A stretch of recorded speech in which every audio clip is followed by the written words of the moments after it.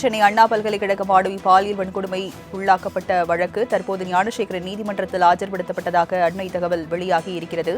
கைது செய்யப்பட்டு புழல் சிறையில் அடைக்கப்பட்டிருந்த ஞானசேகரன் சென்னை சைதாப்பேட்டை நீதிமன்றத்தில் தற்போது ஆஜர்படுத்தப்பட்டிருக்கிறார். அதனை நாம் அண்மை செய்தியாக பார்த்துக் கொண்டிருக்கிறோம். விவரங்களை செய்தியாளர் ராகவேந்தர் வழங்கிக்கலாம். ராகவேந்தர், தற்போது ஞானசேகரனை நீதிமன்றத்தில் ஆஜர்படுத்தப்பட்டிருக்கிறார். விவரங்கள் என்ன? வணக்கம். அண்ணா பல்கலைக்கழக வளாகத்தில் பொறியியல் மாணவி ஒருவர் பாலியல் வன்முறைக்கு ஆளாக்கப்பட்டார். இந்த வழக்கு தொடர்பாக ஞானசேகரன் என்பவர் கைது செய்யப்பட்டு தற்போது புழல் சிறையில் அடைக்கப்பட்டிருக்கிறார். தற்போது இவரை போலீஸ் காவலில் எடுத்து விசாரணை செய்வதற்குண்டான நடவடிக்கையில் தற்போது சிறப்பு புலனாய்வு குழுவினர் நடவடிக்கை எடுத்து வருகின்றனர். அதன் அடிப்படையில் தற்போது சென்னை சைதாப்பேட்டை நீதிமன்றத்தில் இது தொடர்பாக 5 நாட்கள் போலீஸ் காவலில் எடுத்து விசாரணை செய்வதற்காக சிறப்பு புலனாய்வு குழுவினர் தற்போது மனு அளித்திருக்கின்றனர். இந்த மனு மீதான விசாரணை சைதாப்பேட்டை 9வது குற்றவியல் நீதிமன்ற மேஜிஸ்ட்ரேட் சுப்பிரமணியம் முன்னிலையில் தற்போது வர இருக்கிறது. அந்த மனு மீதான விசாரணை இன்னும் சற்று நேரத்தில் வர இருப்பதாக தெரிவிக்கப்பட்டிருக்கு. 5 நாட்கள் போலீஸ் காவலில் எடுத்து விசாரணை செய்வதற்கான நிலையில் இந்த மனுவானது அளிக்கப்பட்ட நிலையில் தற்போது விசாரணை இன்னும் சற்று நேரத்தில் நடைபெற இருப்பதாகவும் போலீசார் தரப்பில் தெரிவிக்கப்பட்டிருக்கு.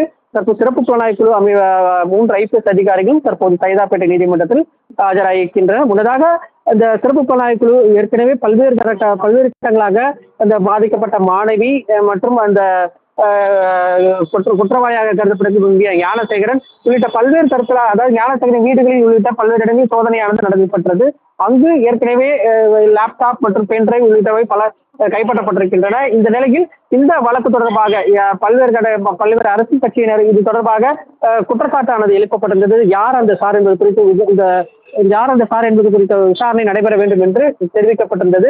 அதன் அடிப்படையில் தற்போது இந்த மனு அளிக்கப்பட்டு விசாரணையானது இன்னும் சற்று நேரத்தில் விசாரணையானது நடைபெற இருக்கிறது. இந்த விசாரணைக்கு பின்புதான் எத்தனை நாட்கள் கொடுக்கப்படும் என்று தெரிய வருகிறது. இன்னும் இந்த சற்று நேரத்தில் விசாரணையானது நடைபெற இருப்பதாக போலீசார் தரப்பில் தெரிவிக்கப்பட்டிருக்கிறது. ஞானசேகரன் தற்போது சைதாப்பேட்டை நீதிமன்றத்தில் ஆஜர்படுத்தப்பட்டிருக்கிறார். தற்போதைய விவரங்களை வழங்கியதற்கு நன்றி ராகவேந்தர்.